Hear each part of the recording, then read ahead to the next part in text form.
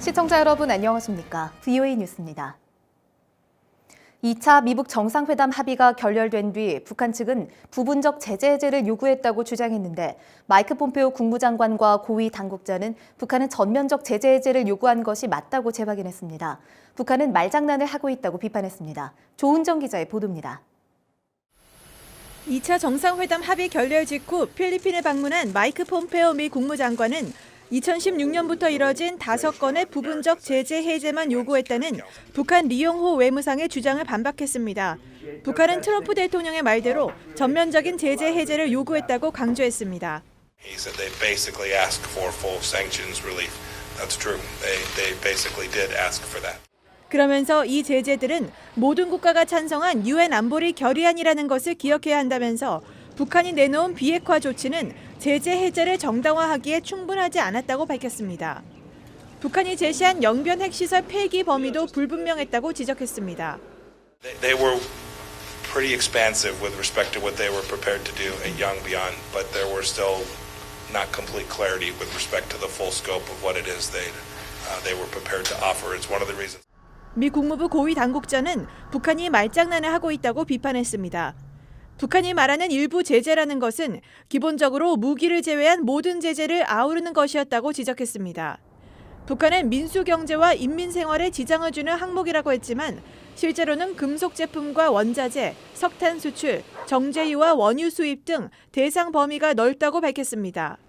현 상황에서 이 제재들을 해제하면 북한의 핵무기 개발 자금을 대주는 것이나 다름없다는 이야기입니다. 영변 핵시설 폐기 주장에 대해서도 북한은 영변 단지 일부 폐쇄를 제시했다면서 북한은 이 대목의 정확한 개념 설명에 애를 먹었다고 밝혔습니다. 워싱턴에 복귀한 트럼프 대통령은 폭스뉴스 인터뷰를 통해 북한은 일부 지역에 대한 비핵화만 원했지만 자신은 전체 비핵화를 원했다고 밝혔습니다. 또 대화가 잘 풀리지 않아 만족스럽지 않았고 김 위원장도 그랬을 것이라면서 자신은 김 위원장을 좋아한다고 거듭 강조했습니다. VOA 뉴스 조은정입니다. 2차 미북 정상회담에서 보여준 북한의 협상 태도는 과거부터 보여왔던 전형적 수법이라는 분석이 나왔습니다. 금강산 관광과 개성공단 재개 방안을 미국과 협의하겠다는 한국 문재인 대통령의 발언에 대해서는 미국이 동의하기 어려울 것이란 지적이 나왔습니다. 김칸희 기자입니다. 2차 미북 정상회담에서 북한이 영변 외의 다른 지역 핵시설에 대한 미국 요구를 거부한 것은 북한이 비핵화 조치에 대한 진정한 의지가 없음을 드러낸 것이라는 분석이 나왔습니다.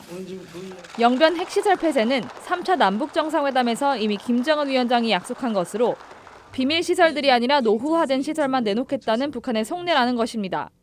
Even his baby steps are going to be so small and he's going to look for so much in return for it that he's going to make it impossible if he cannot change his diplomacy. 북한은 핵무기를 포기할 의사가 없다는 것도 확인됐다는 지적도 나왔습니다.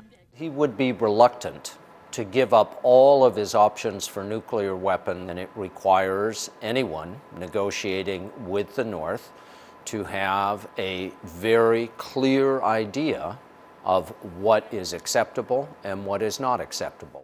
합의 결렬 뒤 한국 문재인 대통령의 금강산 관광과 개성공단 재개 방안에 대한 미국과 협의 발언에 대해서는 비핵화 조치 없이 북한에 돈을 벌어주는 사업에 미국이 동의하지 않을 것이라는 분석이 나옵니다.